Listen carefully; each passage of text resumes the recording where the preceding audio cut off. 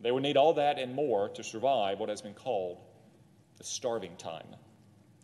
Upon landfall, the Pilgrims fell upon their knees and blessed the God of heaven who had brought them over the vast and furious ocean. But it would be a sad and lamentable winter of disease, starvation, and death, as half the settlers died and seldom more than half a dozen had the strength to care for the ill, provide food and shelter, and protect the camp. As anyone who's endured a New England winter knows, at that rate, there might not have been any camp left to protect by spring. But what can only be seen as a providential moment came in March, when a lone Indian walked boldly into their camp and greeted them in English. His name was Samoset. He had learned some broken English by working with English fishermen off the waters of what is now Maine. Samoset and the Pilgrims exchanged gifts, and he promised to return with another Indian, Squanto, who spoke fluent English. Squanto's tribe had been wiped out a few years earlier by an epidemic plague.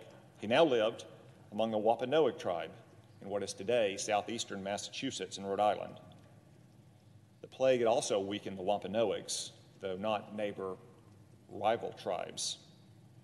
The Wampanoag chief, Samoset, thus had good reason to form an alliance with the Pilgrims. Squanto introduced him to the settlers and facilitated their peace and mutual aid treaty, which lasted more than 50 years.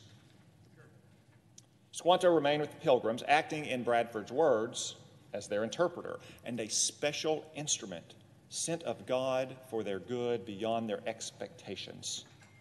He instructed them on the cultivation of native crops like corn, squash, and beans. He showed them where to fish and to hunt. He guided them on land and sea to new destinations. And you probably remember what happened next.